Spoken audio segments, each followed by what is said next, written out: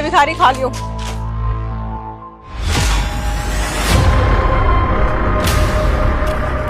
क्या हुआ सताक्षी, तुम जानते हो इनको? हाँ, ये मेरा एक्स बॉयफ्रेंड है। तुमने अपने घर पे बात की हमारी शादी के बारे में? नहीं करी मैंने बात। नहीं, और तुमने तो बोला था तुम बात करोगी। मैंने जब बोला था तुम्हें कि तुम बात कर लो, अब अचानक से तुम मना क्यों कर रही हो? एक बार घर पे तो बात करो तुम। हाँ, तुमने बोला था बात करने के लिए और मुझे भी बात करनी थी अपने घर में, लेकिन मुझे एक बात बताओ, मैं किस मुंह से अपने पापा से बोलूं कि मुझे तुमसे शादी करनी है? जितना तुम कमाते हो ना उतना तो मैं एक दिन में उड़ा देती हूँ। अगर मेरे पापा ने पूछा कि लड़का क्या करता है और कितना कमाता है तो मैं क्या जवाब दूंगी? मुझे खुद बताओ तुम। मैं ट्राई तो कर रहा हूँ ना, नहीं हो पा रहा तो इसमें मेरी क्या गलती है? और ऐसे मोमेंट पे तुम भी मेरा साथ छोड़ के चली जाओगी तो मैं क्या करूंगा? आज नहीं है मेरे पास कुछ, नहीं कर पा रहा हूँ कुछ, लेकिन एक न एक दिन मैं पक्का प्रॉमिस कुछ अच्छा करूंगा। तो जब कल को तुम अचीव कर लो ना तो कल को अच्छी सी लड़की ढूंढ के शादी कर लेना, क्योंकि मेरे पापा तो अभी मेरे लिए अच्छा लड़का ढूंढ भी चुके हैं, तो मैं तुमसे शादी नहीं कर सकती। तो मैं जा रही हूँ और आज के बाद मुझे कॉल मैसेज करने का ट्राई मत करना प्लीज।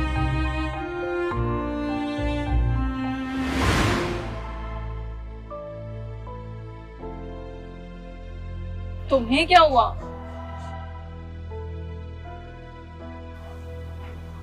सताक्षी, मैंने तुम्हें शीतल के बारे में बताया था ना? हमारी एक्स गर्लफ्रेंड? हाँ। ये शीतल है? सैम, बस बहुत हो गया यार। मेरे मम्मी पापा लड़का देख रहे हैं मेरी शादी के लिए। तुम अपने घर वालों से कब बात करोगे हमारी शादी के लिए? देखो शीतला, फैमिली से बात करके ना कोई भी फायदा नहीं है, क्योंकि मेरे पापा ने मेरी शादी ऑलरेडी तय कर दी है उनके दोस्त के बेटी के साथ। सैम, ये तुम क्या बोल रहे हो? देखो शीतल, अगर ये मेरे हाथ में होता ना तो मैं तुमसे ही शादी करता, क्योंकि मैं तुमसे आज भी प्यार करता हूँ और हमेशा प्यार करता रहूंगा। लेकिन ये मेरे हाथ में नहीं है, न मैं कुछ कमाता और न ही मैं वेल सेटल्ड हूँ, तो मैं पूरा का पूरा अपनी फैमिली पे डिपेंडेंट हूँ। वो जो चाहेंगे वो मुझे करना पड़ेगा। और मैंने पापा को मनाने की बहुत कोशिश की। तुम्हें पता है कि पापा को ना लास्ट स्टेज कैंसर है और उनकी ये आखिरी ख्वाहिश है कि मैं उनकी मर्जी से शादी करूं, इसलिए इसमें मैं कुछ नहीं कर सकता। देखो, हो सके तो मुझे माफ कर देना, मैं चलता हूं। सैम, सैम,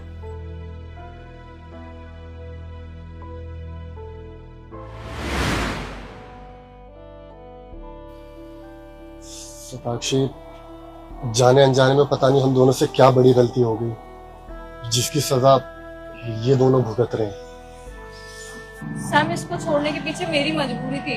एक लड़की के पास 100 मजबूरियां होती हैं, लेकिन तुमने इसको क्यों छोड़ा? तुम तो अपने घर वालों से बात कर सकते थे, और तुम लड़के हो, तुम्हारी बात तो तुम्हारे घर वाले सुन भी लेते।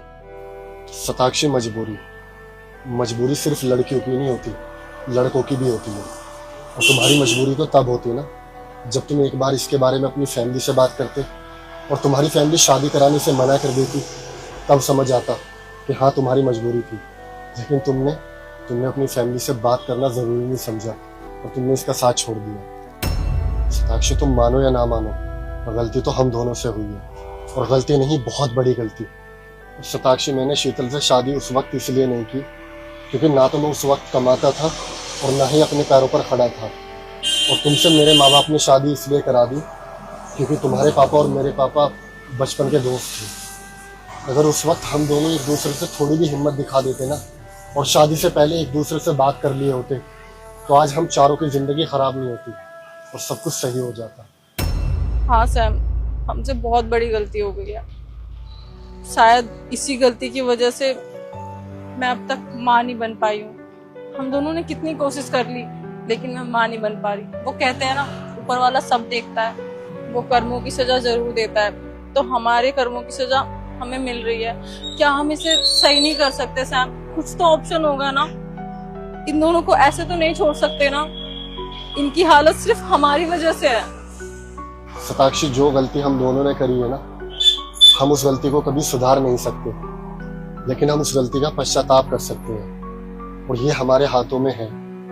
सताक्षी, आजकल ना टेक्नोलॉजीज बहुत अच्छी है, क्यों ना हम अच्छे से अच्छे हॉस्पिटल में इन दोनों का इलाज कराएं। अगर ये दोनों ठीक हो गए ना, शायद हमें भगवान भी माफ कर दे और ये दोनों भी। हाँ सैम, ये सही रहेगा। हम दोनों इनकी केयर करेंगे और इन्हें अच्छे से अच्छे हॉस्पिटल में दिखाएंगे, और ये दोनों जब सही हो जाएंगे ना तो हम इनसे माफी मांग लेंगे।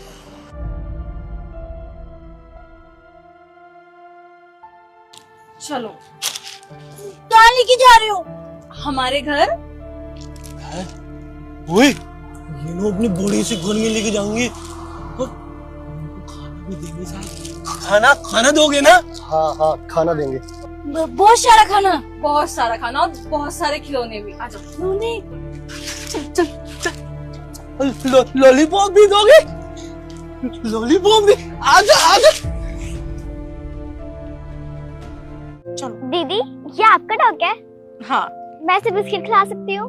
हाँ, खिला लो। बहुत प्यारा डॉग है आपका। ये इतना ही रहता है?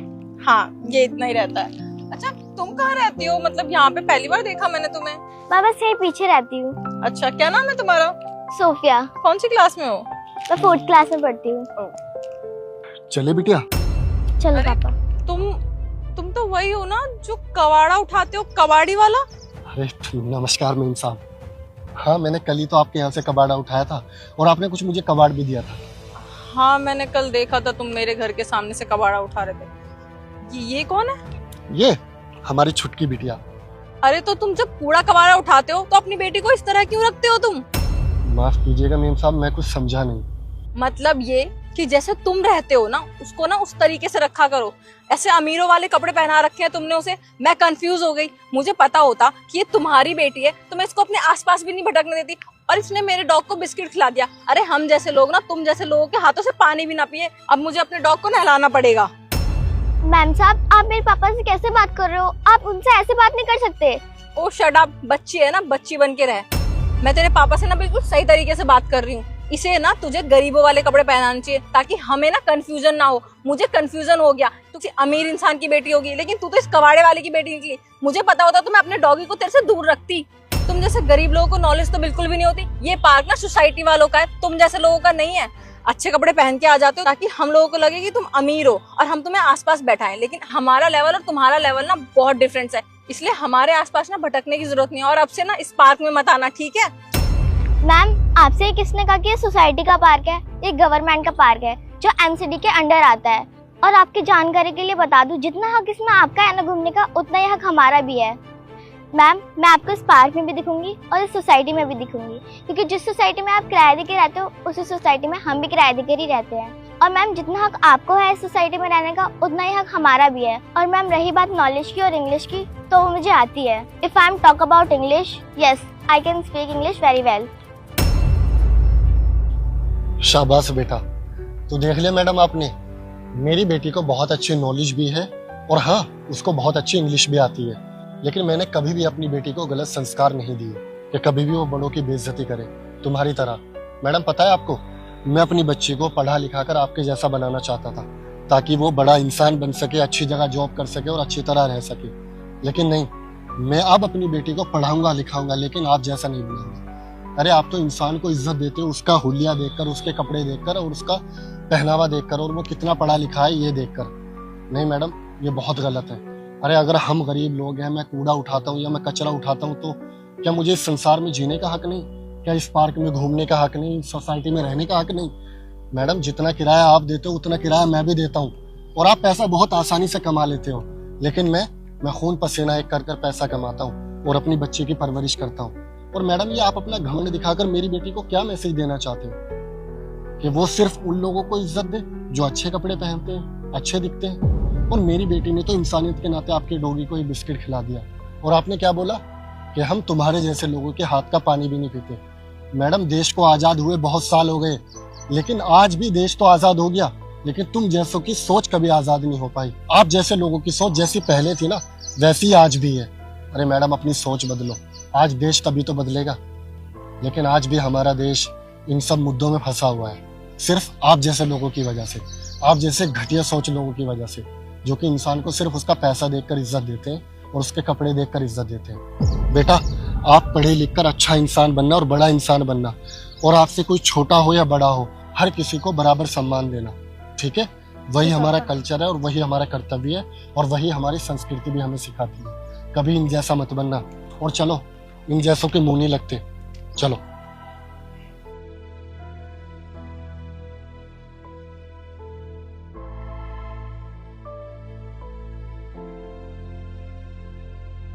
निधि, आप कहाँ पर हो? मैं पहुंच गया। मैंने ग्रे कलर की ड्रेस पहनी है। हाँ, मैंने भी ब्लू कलर की शर्ट पहनी और व्हाइट कलर की पैंट। हाँ, देख लिया मैंने आपको। हेलो, सामने देखो। आता हूँ, मैं आता हूँ। शिट यार, ये नहीं होना चाहिए। इसमें सिट क्या है? स्मार्ट तो लग रहा है यार, आर यू ब्लाइंड? वो लंगड़ा है। मैं इसके साथ डेट पे जाऊंगी। बड़ी से देख तो सही। चुप हो जा, वो आ रहा है, उसके सामने बोलेगी क्या?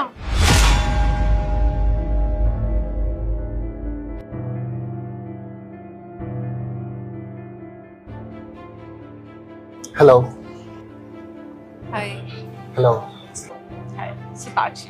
सैम, बाय द वे एक बात बोलूं, आप ना प्रोफाइल से ज्यादा सामने से खूबसूरत लगते हो। Thank you.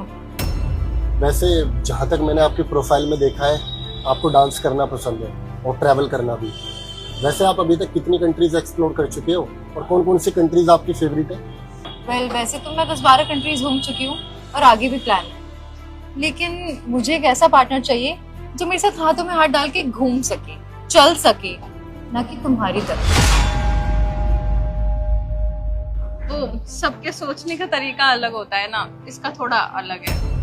वैसे डांस तो मेरी भी हॉबी है। मैंने डांस एकेडमी ज्वाइन की थी, लेकिन फिर मेरा क्रिकेट में इंटरेस्ट बढ़ गया तो मैं क्रिकेट खेलने लगा। मेरा फेवरेट स्पोर्ट्स है क्रिकेट। डांस, वो भी तुम्हें? इस बैसाखी के साथ डांस करते हो क्या तुम? और क्रिकेट कैसे खेलते हो? बैट की जगह बैसाखी से क्या?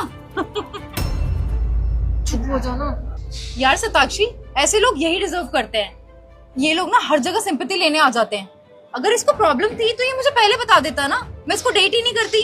नहीं जी, आप मुझ पर झूठ का इल्जाम नहीं लगा सकते। मैंने आपसे कोई झूठ नहीं बोला। मैंने जब आपसे कॉल पर बात की तो मैंने बताया था आपको कि मुझ में ना एक प्रॉब्लम है, तो मैंने इसी प्रॉब्लम के बारे में आपसे बात की। तुमने मुझे बताया था कि तुम्हें प्रॉब्लम है, लेकिन ये तो नहीं बताया था कि तुम्हारा एक पैर काम ही नहीं करता, तुम लंगड़े हो। तुम जैसे लोगों को ना डेटिंग ऐप पे होना ही नहीं चाहिए। आखिर क्या सोच के तुमने अपनी प्रोफाइल बनाई थी? तुम जैसे लोगों को तो हॉस्पिटल में होना चाहिए। तुमने क्या सोचा था कि तुम एक अच्छी खासी लड़की को झूठ बोलकर पटा लोगे? आखिर मुझे देखो, मेरे स्टैंडर्ड्स को देखो, और तुम खुद को देखो एक बारी। तुम तो चल भी नहीं पाते, तुम तो लंगड़े हो यार। फालतू में तुमने मेरा टाइम खराब किया। निधि, अब तो अपनी लिमिट क्रॉस कर रही है। लिमिट में है, कुछ भी बोली जा रही है यार, उसका मजाक। इनको बोलने दो, मैं भी तो सुनना चाहता हूँ कि ये मेरे बारे में क्या सोच रखते हैं। बोलो आप, आपको जो बोलना है। ओ हेलो, मैं तुम्हें लेकर सोचूंगी क्या? एक बारी तुम खुद को देखो और मुझे देखो। तुम्हारा और मेरा कोई स्टैंडर्ड नहीं है। और हाँ सताक्षी, अगर तुम्हें इस पे ज्यादा सिंपैथी आ रही है ना, तो तुम ही इसको डेट करो। मैं जा रही हूँ। उसकी तरफ से मैं आपसे सॉरी बोलती हूँ। वो ना थोड़ी सी ऐसी है, उसको गुस्सा बहुत जल्दी आ जाता है, बट दिल की बुरी नहीं है, वो अच्छी है। नहीं, आप सॉरी मत बोलो। आपने तो मेरे बारे में कुछ भी नहीं बोला। वैसे हाँ, बहुत ही थोड़ी गुस्से वाली, लेकिन अब जो होना था हो गया, जाने दो उसको। वैसे मुझे आपसे मिलकर काफ़ी अच्छा लगा। आपका बिहेवियर बहुत अच्छा है और मुझे ये जानकर भी काफ़ी खुशी हुई कि आप डिसेबल लोगों की बेइज्जती नहीं करते और उनको लेकर तुम्हारे मन में सहानुभूति है। अच्छा लगा मुझे जानकर। नहीं, मैं किसी को जज नहीं करती। भगवान ने सबको बनाया है, सब इंसान ही तो है ना। और वैसे भी हादसा तो किसी के साथ भी हो सकता है, बट इसका मतलब ये तो नहीं है कि हम किसी को जलील करेंगे। बिल्कुल सही कहा आपने। अच्छा, वैसे आपकी फ्रेंड ने जाते जाते जो बोला, क्या हम उसको रियल में कर सकते हैं? अगर आपको कोई प्रॉब्लम ना हो तो क्या हम कॉफी के लिए चल सकते हैं? अच्छा ठीक है, मैं कैब कर लेती हूँ। नहीं, कैब करने की जरूरत नहीं है। हमारे पास खुद की गाड़ी है, तो हम अपनी गाड़ी से चल सकते हैं। आप ड्राइव कर लोगे? हाँ, मैं ड्राइव कर लूंगा। ऐसे आप बिल्कुल ठीक हो? मतलब ये बैसाखी, आप आते हुए बैसाखी से आए थे ना? मैं बिल्कुल ठीक हूँ। और भगवान की दया से मेरे दोनों पैर सलामत हैं। वैसे मैंने जिस तरह की अपनी प्रोफाइल बनाई हुई है ना marriage.com पे, तो कोई भी लड़की जब मुझे डेट करने के लिए आती है ना, तो वो यही सोच कर आती है कि लड़का गुड लुकिंग है, पैसे वाला होगा। लेकिन मुझे ना ऐसी लड़की चाहिए थी जो मेरे लुक्स, मेरी पर्सनैलिटी या मेरे पैसे से नहीं, जो एक्चुअल में दिल की अच्छी और मुझसे प्यार करे और जिंदगी भर मेरा साथ दे। देखो रिजल्ट तो आपने देख ही लिया होगा। वैसे आपने ना बिल्कुल ठीक किया। आज की डेट में आजमाना थोड़ा सा जरूरी भी है। आज का जमाना ही ऐसा हो गया है। हम चलें? चलो। अच्छा और बताओ, तुम्हारा यहाँ पर रेस्टोरेंट कौन सा फेवरेट है? आगे चल के एक है, वो मुझे बहुत पसंद है। हाँ हाँ भैया, मैं बस अभी आ रही हूँ, राइड कैंसिल मत करना। तुम तो लंगड़े थे ना? नहीं मैडम, मैं लंगड़ा नहीं था। वो तो बस एक आजमाइश थी। आपको आजमा रहा था और आपका टेस्ट ले रहा था। मैं देखना चाहता था कहीं आप उन लड़कियों में से तो नहीं हो जो लड़की से नहीं बल्कि उसके पैसे से प्यार करते हैं। और देखो वही हुआ जिस चीज का मुझे डर था। आप भी वैसे ही निकले। आपसे अच्छी तो आपकी दोस्त है, कम से कम आपकी तरह जज तो नहीं करती। और देखो ना, आप दोनों दोस्त होने के बावजूद भी आपकी सोच में और इसकी सोच में कितना जमीन आसमान का फर्क है। वो कहते हैं ना, डोंट जज बुक बाय इट्स कवर। बाकी हम चलते हैं। चले बेबी?